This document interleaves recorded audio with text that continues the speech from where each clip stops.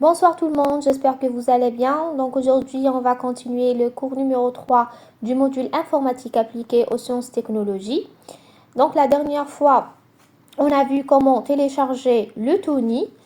Voilà, donc j'ai déjà expliqué les trois principales fenêtres de Tony. Donc on a dit que la première fenêtre était pour écrire le script ou bien le programme, était destiné à ça. Donc ici, on peut bien sûr modifier et supprimer comme on veut, il n'y a pas de problème. Et ici, c'est la console. Là, on va voir le résultat du programme, bien sûr, après l'avoir exécuté avec cette fonction. D'accord? Et là, on a la fenêtre des variables. Donc, la fenêtre des variables, elle sert à quoi? Elle sert à voir l'attribution de chaque variable, c'est-à-dire chaque variable, quelle est sa valeur. D'accord? Très bien. Donc, qu'est-ce qu'on va faire maintenant? On va continuer avec les variables. Donc, il faut savoir qu'une variable est un nom utilisé pour stocker une information ou une valeur dans la mémoire de l'ordinateur afin de pouvoir l'utiliser plus tard dans le programme. C'est-à-dire, on va prendre une variable, on va lui attribuer une valeur, puis on va la stocker dans notre mémoire jusqu'à ce qu'on va l'utiliser. D'accord? Autrement dit, une variable est comme une boîte qui contient une donnée, nombre, texte, résultat d'un calcul, etc. Donc, on va prendre un exemple très simple. On va prendre x est égal à 5, où on va l'écrire sur Tony. Donc voilà, je prends x est égal à 5, et là, je clique sur exécuter. Qu'est-ce qu'il va y avoir? Donc, on va avoir les variables, donc le nom c'est x, et la valeur attribuée à ce x, c'est 5. D'accord? Ici, dans la console, on n'aura rien. Parce que pourquoi? Parce que on n'a pas écrit tout simplement print. Ok? Donc là, il n'y aura rien, mais dans la mémoire, on a x est égal à 5. On a attribué la valeur de 5 à x. Maintenant, on va passer à un exercice qui est très simple. Donc, un agriculteur a produit 1500 kg de blé sur une surface de 5 hectares. Alors, le travail demandé est quoi? C'est créer une variable production pour stocker la production, créer une variable surface pour stocker la surface, calculer le rendement agricole avec la formule suivante. Donc, le rendement est égal à la production fois la surface. Donc, ici, qu'est-ce qu'on va faire? On va déjà créer deux variables. La première, c'est la production et la deuxième, c'est la surface. Puis, chaque variable, on va lui attribuer sa valeur. Après avoir attribué sa valeur, qu'est-ce qu'on va faire? On va calculer le rendement avec cette formule. Donc, voilà le script du programme. Donc, on va prendre la production qui est 1500. On va l'écrire ici. La production est égale à 1500. Puis, on a la surface qui est égale à 5. La surface qui est égale à 5. Et là,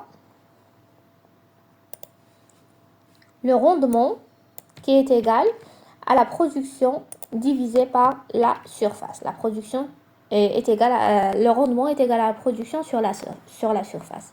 Si par exemple j'écris uniquement ça et je fais exécuter, qu'est-ce qui va se passer? Donc dans la mémoire, on va attribuer chaque valeur à son nom. C'est-à-dire ici, on a la production, c'est 1500, sa valeur c'est 1500, la surface c'est 5 et le rendement c'est 300. Donc ici, on a attribué chaque valeur à son nom. Mais le problème, c'est que ici, dans la console, on n'aura pas de résultat. Et ça, c'est pas bien pour moi. Donc, je veux voir le résultat de ce programme. Qu'est-ce que je dois faire? Je dois écrire print. OK? Donc là, je dois écrire print.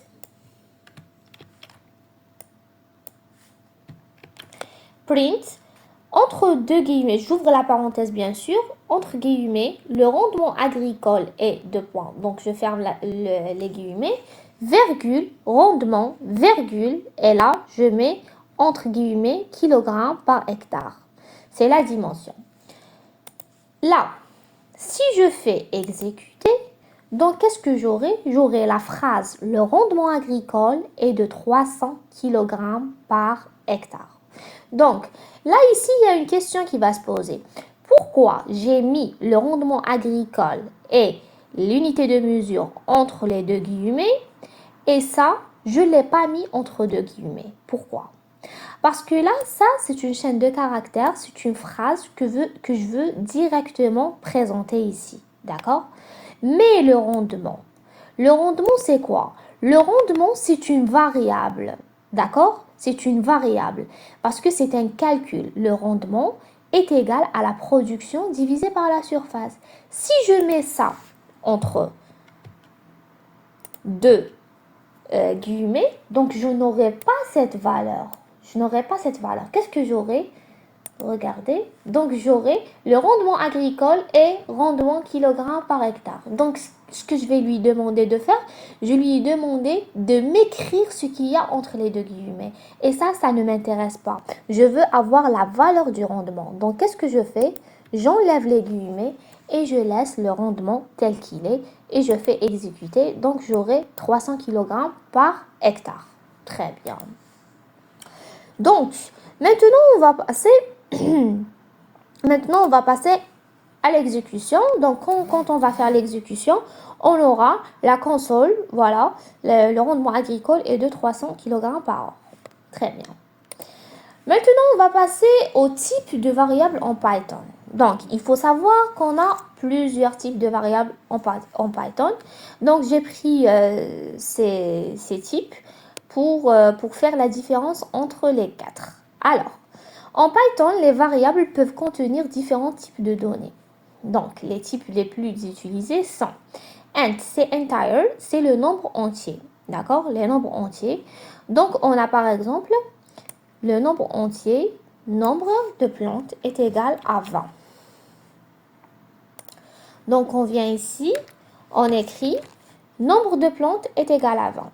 Si je fais exécuter, donc là, j'aurai le nombre de plantes, la valeur est 20. Mais là, toujours aucune réponse. Donc, qu'est-ce que je fais pour afficher la valeur 20? Je dois écrire toujours print. D'accord? Je dois écrire print. Print le nombre de plantes. Si je fais print nombre de plantes, j'aurai 20. Voilà, la réponse qui est 20. Et aussi, je peux mettre le nombre de. Donc là, qu'est-ce qu'on va faire? On peut aussi ajouter une petite phrase ici. Par exemple, le nombre de plantes, je vais le mettre entre guillemets, entre deux guillemets, avec bien sûr une virgule et je fais exécuter. Quand je fais exécuter, qu'est-ce que j'aurai? J'aurai le nombre de plantes est 20. D'accord? Très bien. Maintenant, on va passer à autre chose. Ou bien le deuxième type, c'est quoi? C'est le type float. Le type float. Ça veut dire quoi float? Float, c'est virgule, les nombres décimaux ou bien le nombre avec la virgule. Par exemple, on a la température est égale à 25,5. Donc là, quand vous voyez, donc ici, température, c'est 25,5. Donc là, c'est un nombre décimal, ok? Donc, on doit l'appeler float, ok? La température est égale à 25,5. Je veux afficher cette valeur. Qu'est-ce que je vais faire? Je vais écrire print température. Print température. Si je fais ça, je fais exécuter. Donc, on va faire exécuter. Là, on aura une erreur. Pourquoi? Alors, l'erreur ici, c'est où? C'est dans le E accent. Alors, il faut faire très attention. Si on écrit ici température sans E accent, donc ici aussi, c'est sans E accent. Donc, ça sera E. Et là, je vais faire réexécuter. Donc, j'aurai 25,5. Bien sûr, je peux aussi donc mettre une autre phrase ici et je vais dire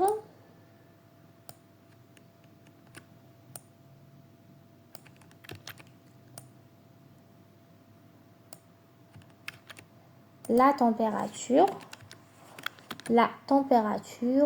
est. Et là, une virgule. Je mets la virgule et hop. Donc, j'aurai la température est 25,5 degrés. D'accord? Si je veux mettre bien sûr degrés Celsius, donc je vais ajouter ici une autre virgule. Et là, je vais mettre degrés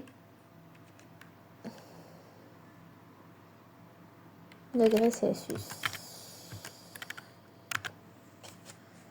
Voilà, exécuter. Voilà, très bien. Maintenant, on va passer à un autre type. C'est le type Ester. Ok? Le type Ester, c'est des textes ou bien chaînes de caractères. Il faut faire très attention. Ce type, il ne doit pas être écrit n'importe comment. Le texte doit être écrit entre guillemets. Si on ne l'écrit pas entre guillemets, donc on va avoir des problèmes, c'est-à-dire on va avoir une erreur. D'accord? Par exemple, on a le nom est égal à blé. Donc, je viens ici, je vais écrire nom plante égale à blé.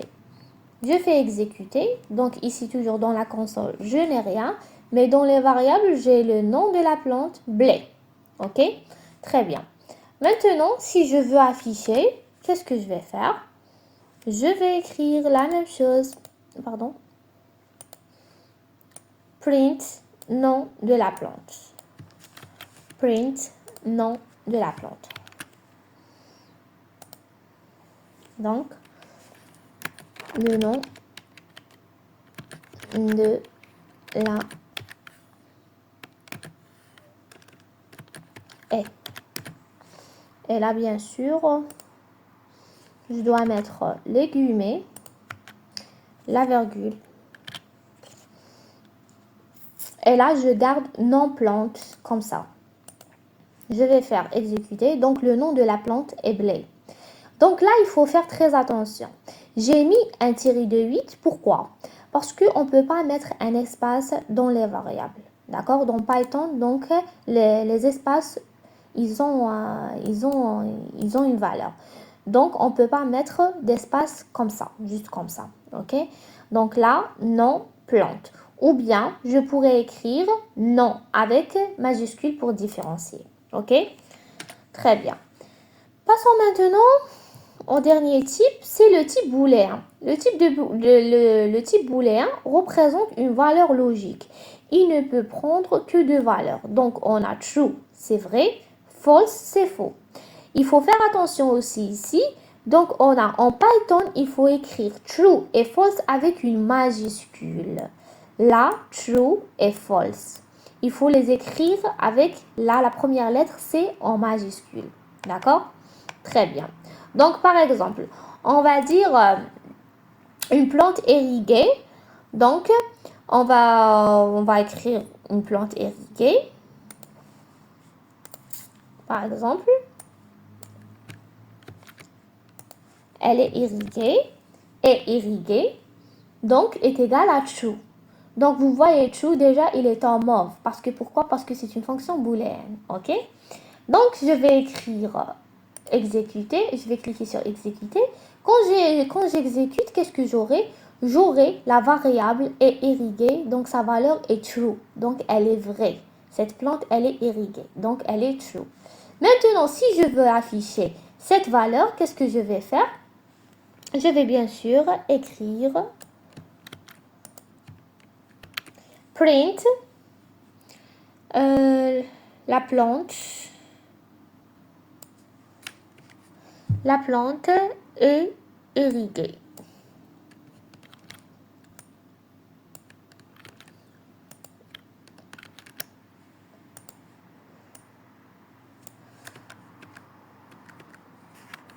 La plante est irriguée, donc je vais écrire la plante est irriguée true. Oui, d'accord?